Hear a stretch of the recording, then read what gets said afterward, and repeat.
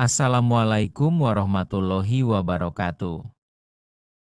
Kembali lagi dengan kami di Kreator Amatir. Kali ini kami akan membacakan sebuah cerita berjudul Hantu di Kebun Pisang part selanjutnya. Sebelum ke ceritanya, kami mohon dukungannya kepada teman-teman semua untuk membantu mendukung channel ini dengan cara subscribe, like, komen, dan share ke media sosial teman-teman semua. Tidak berlama-lama lagi, langsung saja ke ceritanya. Aldi akhirnya mengetahui kebenaran, mereka telah menyegel arwah yang salah. Sari hanyalah korban, sementara ada sesuatu yang lebih jahat yang selama ini bersembunyi dalam bayang-bayang. Sesuatu yang kini telah mereka bebaskan. Kakek Hasan ternyata menyimpan rahasia yang jauh lebih kelam dari yang mereka duga. Di kebun pisang, tengah malam, Aldi masih berdiri membeku di tempatnya. Sosok Sari di depannya terlihat semakin pudar, sementara kakek Hasan, atau apapun yang telah menguasainya, menghilang ke dalam kegelapan. Angin berhembus dingin. Dari kejauhan, terdengar suara tawa lirih. Suara yang bukan lagi milik manusia, dia sudah bebas. Dan kalian dalam bahaya besar. Ucap Sari, suara lemah, apa yang sebenarnya terjadi? Tanya Aldi. Tergagap, Sari menatapnya dengan mata penuh duka. Aku bukan satu-satunya yang terbunuh di tempat ini. Aku hanyalah awal dari sesuatu yang lebih besar. Jawab Sari. Aldi menelan ludah. Pikirannya kacau. Jika bukan Sari yang selama ini meneror mereka, lalu siapa? Dan siapa lagi yang pernah mati di kebun pisang ini? Sebelum ia bisa bertanya lebih jauh, suara jeritan tiba-tiba menggema dari kejauhan, suara yang familiar. Aldi! Teriak Dika. Aldi tersentak. Itu suara Dika. Ia langsung berlari keluar dari kebun, kembali ke jalan utama desa. Di rumah Pak Ustaz, Aldi tiba di rumah Pak Ustaz dan melihat pemandangan mengerikan. Dika dan Wati berdiri di depan rumah dengan wajah penuh ketakutan, sementara Pak Ustaz tampak gemetar di beranda. Di tangan Pak Ustaz, paku tua yang seharusnya mengurung Sari kini pecah berkeping-keping. Apa yang terjadi? Tanya Aldi, terengah paku itu. Hancur sendiri. Dan setelah itu, bayangan hitam muncul di dalam rumah. Jawab Dika, wajah pucat. Aldi merinding. Jika paku itu sudah pecah, artinya segelnya telah hancur total. Dan sesuatu telah lepas. Aku merasa ada sesuatu yang lain yang ikut tersegel dalam paku itu. Sesuatu yang lebih tua, lebih kelam. Dan sekarang, dia bebas. Ujar Pak Ustaz, suara bergetar, suasana mendadak menjadi sunyi. Angin berhenti berhembus. Malam terasa lebih gelap dari biasanya, lalu terdengar suara langkah pelan di jalan desa. Suara langkah kaki yang berat dan menyeret, seperti seseorang yang tertatih-tatih. Mereka semua menoleh, di bawah sinar lampu jalan yang redup, berdiri sosok kakek Hasan. Tetapi wajahnya bukan lagi wajah seorang manusia, kulitnya menghitam, matanya kosong, dan bibirnya melengkung dalam senyum mengerikan. Sudah lama aku menunggu saat ini, ucap kakek Hasan, suara berlapis.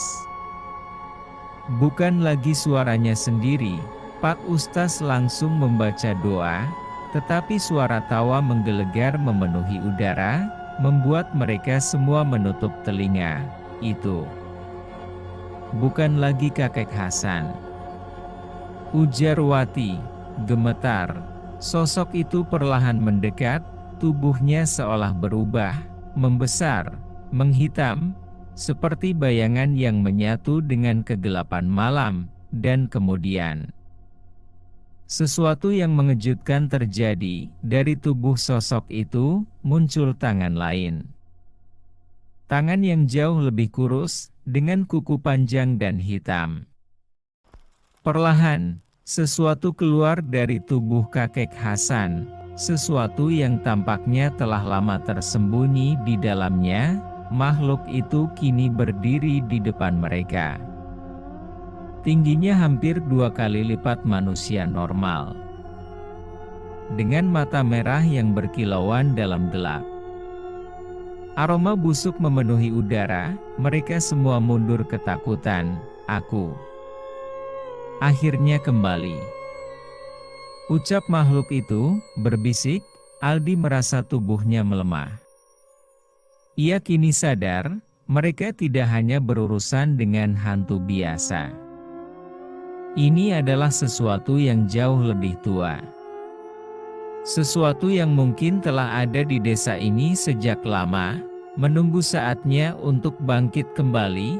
Kita harus menyegelnya lagi sebelum dia mendapatkan tubuh baru, ujar Pak Ustaz, berteriak. Tapi sebelum mereka bisa melakukan apapun, makhluk itu bergerak. Dan kegelapan menelan mereka. Kebenaran mulai terungkap, makhluk yang selama ini tersembunyi di desa bukanlah Sari, melainkan sesuatu yang jauh lebih jahat dan telah bersembunyi selama bertahun-tahun. Aldi dan teman-temannya kini berhadapan langsung dengan entitas yang bahkan Pak Ustaz pun tidak tahu bagaimana cara menghentikannya. Namun, ada satu petunjuk yang belum mereka ketahui, sesuatu yang berkaitan dengan sejarah desa ini. Di tengah kegelapan, Aldi merasakan tubuhnya seperti melayang. Suara jeritan teman-temannya masih terdengar samar, tetapi semuanya terasa jauh. Di sekelilingnya hanya ada kegelapan, seperti dia tersedot ke dalam ruang yang tidak memiliki ujung. Lalu, tiba-tiba, ia mendengar suara. Aldi. Ucap suara. Aldi membuka matanya lebar-lebar. Di hadapannya berdiri seorang wanita tua dengan rambut panjang dan pakaian lusuh. Wajahnya penuh luka, dan matanya kosong. Siapa? Siapa kau? Tanya Aldi. Tercengang, mereka melupakan aku. Sama seperti mereka melupakan kebenaran. Ucap wanita tua. Aldi ingin bergerak, tetapi tubuhnya terasa berat. Wanita itu mendekat. Suaranya berubah menjadi bisikan mengerikan. Kebun pisang ini bukan hanya tempat kematianku. Ucap wanita tua. Aldi terkejut. Jadi ada korban lain sebelum Sari? Tapi siapa? Sebelum ia sempat bertanya lebih jauh, cahaya terang muncul dan menariknya kembali. Di rumah Pak Ustaz, Aldi tersentak bangun. Dika dan Wati ada di sampingnya, wajah mereka pucat ketakutan. Pak Ustaz masih membaca doa, sementara makhluk mengerikan itu berdiri di ambang pintu, mengawasi mereka dengan mata merahnya. Lo nggak apa-apa, bro? Lo tiba-tiba pingsan? Tanya Dika. Aku melihat seseorang. Seorang wanita tua. Dia bilang ada yang dilupakan di desa ini. Ujar Aldi. Wanita tua? Tanya Pak Ustaz. Terkejut, tiba-tiba makhluk itu tertawa. Akhirnya, Kau melihatnya juga. Ucap makhluk itu, suara berlapis. Aldi merinding. Makhluk itu tahu apa yang baru saja ia alami. Siapa dia? Tanya Aldi. Makhluk itu tersenyum lebih lebar. Dia adalah orang yang mereka kubur. Sebelum semuanya dimulai. Ucap makhluk itu, Aldi merasa jantungnya berhenti berdetak sejenak. Jika itu benar, artinya ada seseorang yang mati sebelum Sari. Seseorang yang terlupakan oleh sejarah desa ini. Tidak. Itu tidak mungkin. Ujar Pak Ustaz. Gusar. Aldi menoleh ke Pak Ustaz. Ada sesuatu yang aneh dalam ekspresinya, seperti ketakutan yang lebih dalam daripada yang lain rasakan, Pak Ustaz. Bapak tahu sesuatu, kan? Tanya Aldi, curiga. Pak Ustaz terdiam, lalu menunduk. Ia menggenggam tasbihnya erat-erat, seolah takut mengatakannya. Ada satu kejadian yang tidak pernah kuceritakan. Karena aku pikir itu sudah berakhir. Ujar Pak Ustaz, berbisik, Pak, ini bukan waktunya buat menyembunyikan sesuatu. Kita harus tahu. Ujar Dika, panik. Pak Ustaz menarik napas dalam-dalam, lalu akhirnya berbicara, bertahun-tahun yang lalu. Sebelum Sari, ada seorang wanita tua yang tinggal di ujung desa. Dia dianggap penyihir oleh warga, karena selalu berbicara sendiri dan melakukan ritual aneh di kebun pisang. Mereka takut padanya. Dan pada suatu malam, ujar Pak Ustaz, ia terdiam, seolah sulit melanjutkan. Apa yang terjadi padanya, Pak? Tanya Wati, gemetar, warga. Membunuhnya. Dan mereka menguburnya di kebun pisang. Tanpa tanda. Mereka menganggap itu akan mengakhiri teror. Tapi ternyata, mereka hanya membangunkan sesuatu yang lebih mengerikan. Jawab Pak Ustaz. Aldi merasa lemas. Jadi bukan hanya Sari yang menjadi korban. Ada seseorang sebelum itu, wanita tua itu. Dan mungkin, arwahnya yang penuh dendam telah menjadi bagian dari kegelapan yang kini mereka hadapi. Makhluk itu tertawa lagi, lebih keras. Akhirnya, rahasia ini terungkap. Tapi sudah terlambat. Ucap makhluk itu, tiba-tiba, tubuhnya mulai berubah, membesar, menciptakan bayangan yang semakin pekat, memenuhi seluruh ruangan. Pak Ustaz berteriak. Kita harus menemukan kuburannya. Itu satu-satunya cara untuk menghentikannya. Ujar Pak Ustaz. Aldi dan teman-temannya saling berpandangan. Mereka harus kembali ke kebun pisang. Kembali ke tempat di mana semuanya dimulai. Sebelum makhluk itu menghancurkan seluruh desa, Aldi dan teman-temannya kini mengetahui bahwa sebelum Sari, ada wanita tua yang dibunuh dan dikubur secara diam-diam di kebun pisang. Roh wanita itu mungkin adalah kunci untuk menghentikan makhluk jahat yang telah mereka lepaskan. Dengan waktu yang semakin menipis, mereka harus menemukan kuburannya sebelum desa ini benar-benar jatuh ke dalam kegelapan. Di rumah Pak Ustaz, bayangan hitam terus menyebar di sekeliling mereka, menciptakan suasana mencekam. Makhluk itu menatap mereka dengan mata merahnya yang bersinar dalam gelap. Kalian tidak akan bisa menghentikanku. Ucap makhluk itu, tawa mengerikan bergema di udara, dan tiba-tiba, Lampu-lampu di rumah Pak Ustaz berkedip-kedip sebelum akhirnya padam. Ruangan kini hanya diterangi oleh cahaya samar dari luar. Kita harus pergi dari sini, ujar Aldi. Berbisik, tapi kemana? Kalau kita keluar, dia pasti akan mengejar kita, ujar Dika. Tidak ada pilihan lain.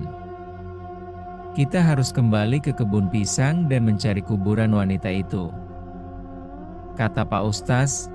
Tanpa membuang waktu, mereka berlari keluar dari rumah. Suara jeritan terdengar di kejauhan, suara warga yang mulai menyadari bahwa ada sesuatu yang mengerikan sedang terjadi di desa. Aldi dan yang lainnya tiba di kebun pisang.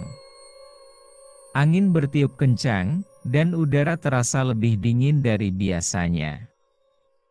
Daun-daun pisang bergoyang liar, seolah ada sesuatu yang bergerak di antaranya. Bagaimana kita bisa menemukan kuburannya? Tempat ini luas, tanya Wati, gugup. Semoga Allah memberikan petunjuk, ujar Pak Ustaz, menutup mata, berdoa. Tiba-tiba, Aldi merasakan sesuatu, sebuah dorongan aneh dalam dirinya, seolah ada yang membimbingnya. Ia melangkah maju, semakin masuk ke dalam kebun. Kakinya berhenti di sebuah titik di mana tanahnya terlihat lebih gelap, lebih lembab. Di sini, aku yakin ini tempatnya, ujar Aldi. Lo yakin? Ini cuma tanah biasa, tanya Dika, bingung. Namun, sebelum ada yang bisa meragukannya lebih jauh, angin tiba-tiba berhenti. Suasana menjadi sunyi. Terlalu sunyi. Lalu, tanah di depan mereka bergerak. Semua orang mundur ketakutan saat sesuatu mulai muncul dari dalam tanah. Sebuah tangan kurus dan keriput mencuat dari dalam kuburannya. Jeritan menggema di udara saat tubuh wanita tua itu perlahan muncul, seolah bangkit dari kematian. Akhirnya, kalian menemukanku, ucap wanita tua. Wajahnya penuh luka dan tanah, tetapi matanya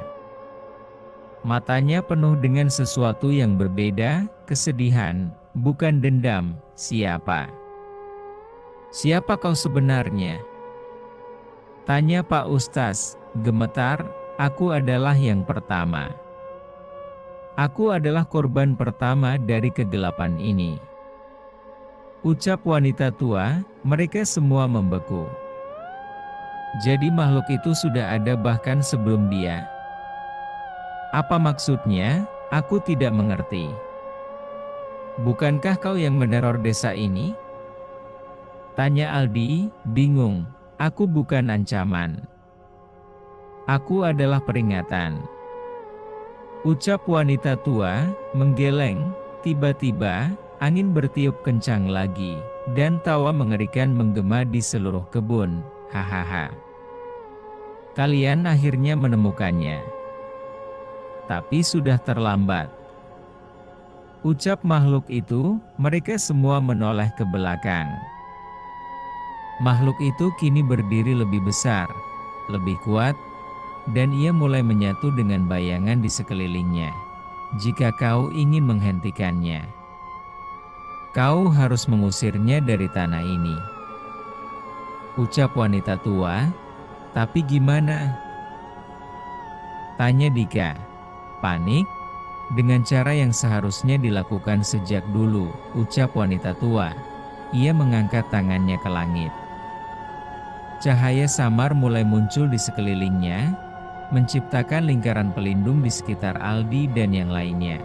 Kita harus menyempurnakan ritual yang dulu gagal, ujar Pak Ustaz, tersadar. Mereka tidak punya waktu.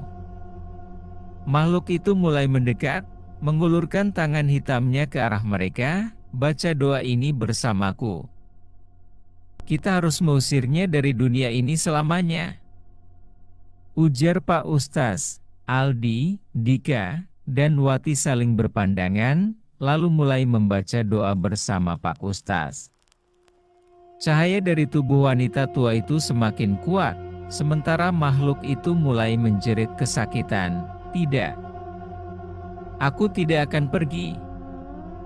Ucap makhluk itu, tetapi sudah terlambat. Cahaya semakin terang, menelan kegelapan. Makhluk itu menjerit sekali lagi. Lalu tubuhnya pecah menjadi bayangan-bayangan kecil sebelum akhirnya menghilang sepenuhnya. Sunyi, kebun pisang kembali normal. Tidak ada lagi angin kencang, tidak ada lagi suara bisikan. Semua berakhir. Wanita tua itu tersenyum pada mereka, lalu perlahan memudar, kembali ke tanahnya yang telah lama tak tersentuh. Terima kasih. Ucap wanita tua, berbisik, dan dengan itu, ia menghilang. Keesokan harinya, pagi datang, dan desa kembali damai. Tidak ada lagi gangguan. Kebun pisang tetap berdiri, tetapi kini terasa lebih sunyi.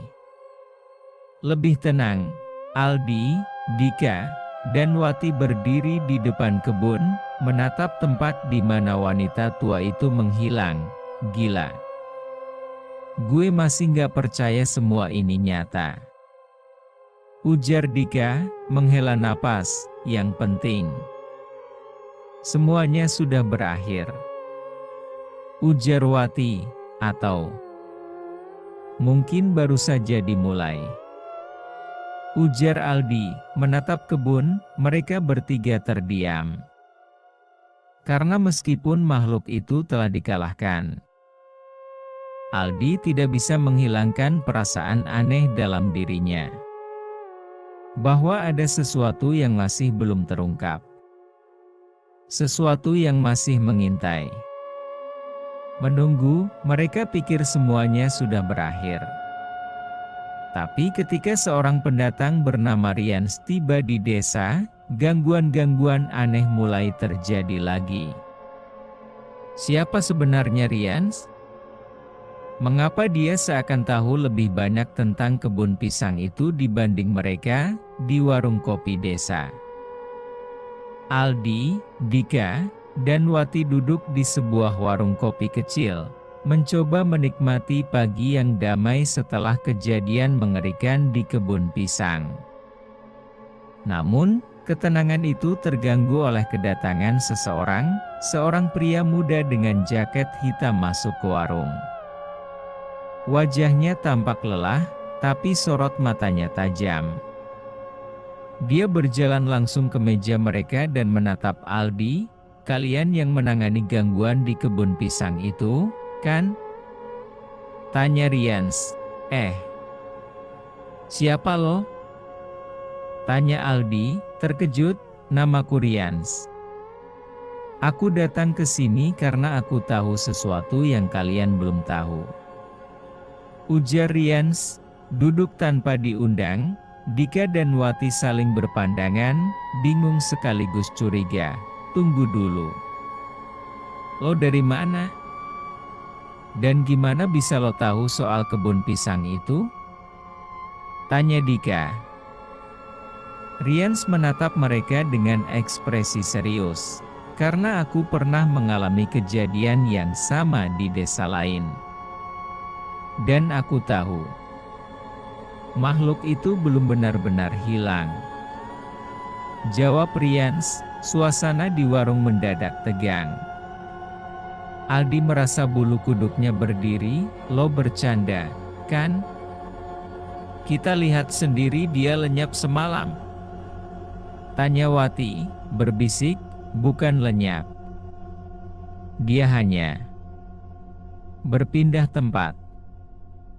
Jawab Rians, menggeleng. Aldi merasakan sesuatu yang tidak enak. Ia ingat perasaan aneh yang ia rasakan setelah makhluk itu menghilang. Seperti ada sesuatu yang masih tersisa. Sesuatu yang tidak terlihat, jadi Kalau dia belum benar-benar hilang, dia sekarang ada di mana? Tanya Aldi. Serius, Rians menatap mereka satu persatu. Lalu berbisik perlahan, dia ada di salah satu dari kalian. Ujar Rians. Seketika, udara di warung menjadi dingin. Jantung Aldi berdegup kencang. Apakah makhluk itu telah bersembunyi dalam tubuh seseorang? Terima kasih kepada teman-teman semua yang sudah menonton dan menyimak juga mendengarkan cerita ini. Wabillahi taufiq wal hidayah. Wassalamualaikum warahmatullahi wabarakatuh.